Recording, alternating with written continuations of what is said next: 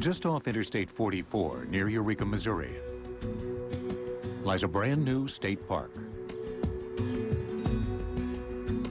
It features a playground, bike trails, and a Route 66 museum.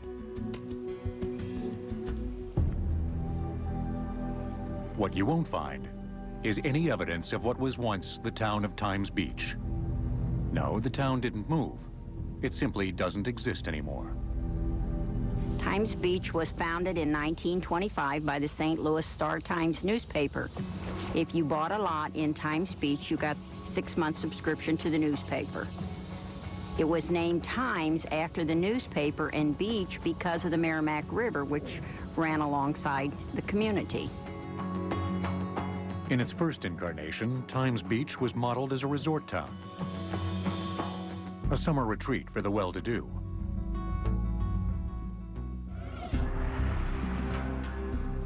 But by the 1970s, the city had transformed into a lower middle-class suburb of roughly 2,000.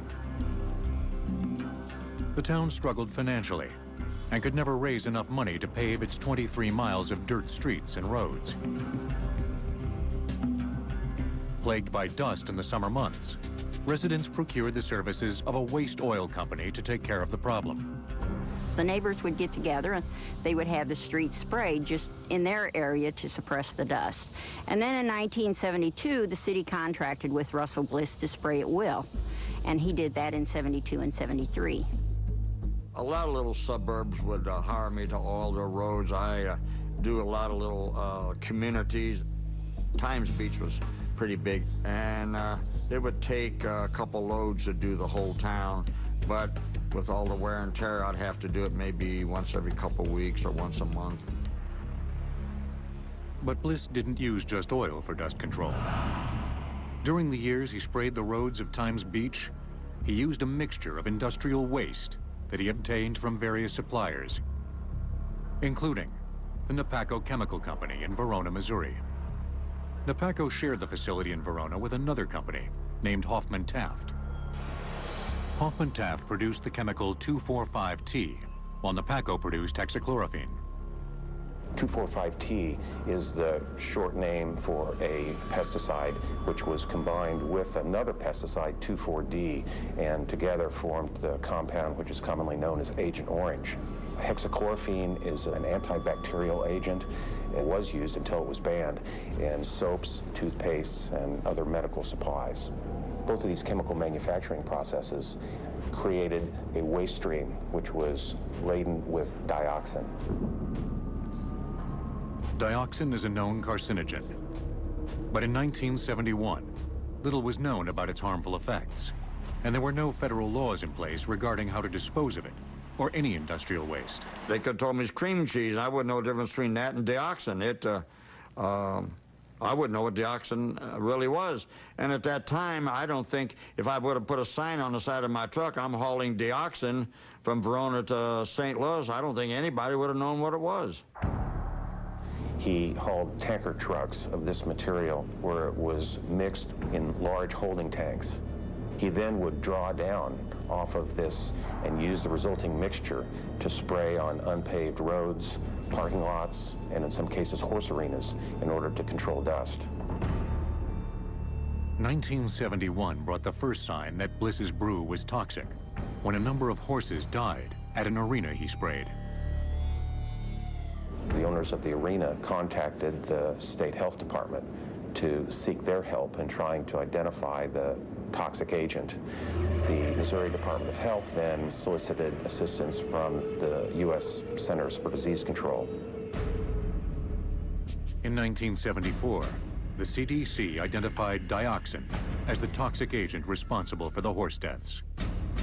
That drew in officials from the Environmental Protection Agency, which eventually traced the dioxin to the Napaco facility in Verona, Missouri, and to Russell Bliss. We had a list of places where Russell Bliss was alleged to have sprayed dioxin-contaminated waste oil.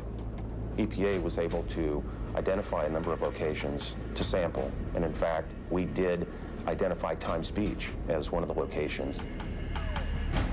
Residents of Times Beach were dismayed to learn they'd been living on dioxin-contaminated soil for over a decade. I had no idea what dioxin was. I had no idea what it was used for, how it was manufactured. I only knew that a front-page newspaper article said dioxin, the most potent chemical known to man. My name is Russell Martin Bliss. The state made a big to-be out of it. They said it was the most deadly poisonous known to man. Well, I went before a hearing of a bunch of political people in Jefferson City, and I took my finger to it and tasted it, and never affected me. Because I wasn't told what was in the oil. I wouldn't have known what it was if they had told me what it was. If you want the truth, you could tell me it was some kind of a new jelly, and I'd put it on toast and eat it. Because I didn't know what dioxin was. I swear to all of you, I had no idea this material was bad. In November of 1982, the EPA took soil samples from Times Beach to ascertain the severity of the dioxin contamination. On December 23rd, just 2 days before Christmas, their worst fears were realized. EPA was receiving the initial results from the lab sampling that indicated dioxin concentrations as high as 100 parts per billion existed on the roadways. Dioxin is considered hazardous to humans at only 1 part per billion. Times Beach was abandoned. With their city deemed unlivable, residents lobbied for a buyout. They knew that there was no technology available to clean up the community, and they knew they couldn't move back because it wasn't safe. In 1983, the estranged residents of Times Beach got their wish. The federal government's Superfund program, which provides funds for hazardous waste sites, paid residents for their property. Soon after, the state of Missouri disincorporated the city. For over a decade, the hazardous waste site was gated off and patrolled 24 hours a day. The once thriving community was transformed into a ghost town.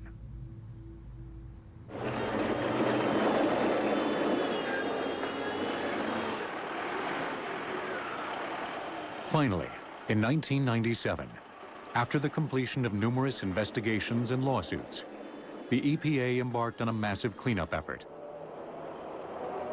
All standing structures were bulldozed and placed inside a landfill the size of 4 football fields. The EPA then brought in a massive incinerator to purge the dioxin from the Times Beach soil. That material was excavated and transported by covered trucks, and then it would go through a double airlock into a material handling facility where the trucks were dumped and managed under very controlled conditions. The material would then be augured in a closed system up into the entry to the incinerator.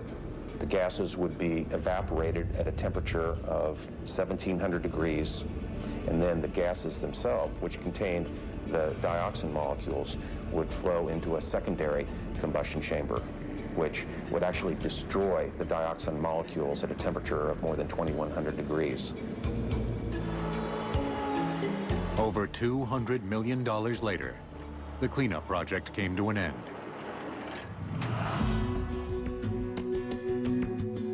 In 1999, Times Beach was reborn as a state park. Today, wildlife flourishes here, showing no ill effects from the deadly dioxin that once permeated the soil. But some of the town's former residents feel they aren't as fortunate. I had 8 brothers and 1 sister, and what we had as children growing up was bruises, scratches, a few stitches, maybe a broken arm. Nothing like my family. Every member of my family was ill with something different. So you have to believe that it's because of the exposure to the chemicals. I felt that there was nothing wrong with the oil. I didn't even think about anything being wrong with the oil. Russell Bliss was never found guilty of any criminal behavior resulting from the dioxin contamination. Yet, Many still see him as the man that killed the city of Times Beach. When you say Dioxin or Times Beach, you don't think about Napaco. You don't think about all the other companies that were involved in it. You think of one thing, Russell Bliss. But to this day, I will say this. I didn't generate it. I didn't make it. I hauled it from there and put it over there. I was a transporter, no more, no less. Times Beach may no longer exist, but the physical and emotional scars of those that lived through its demise endure.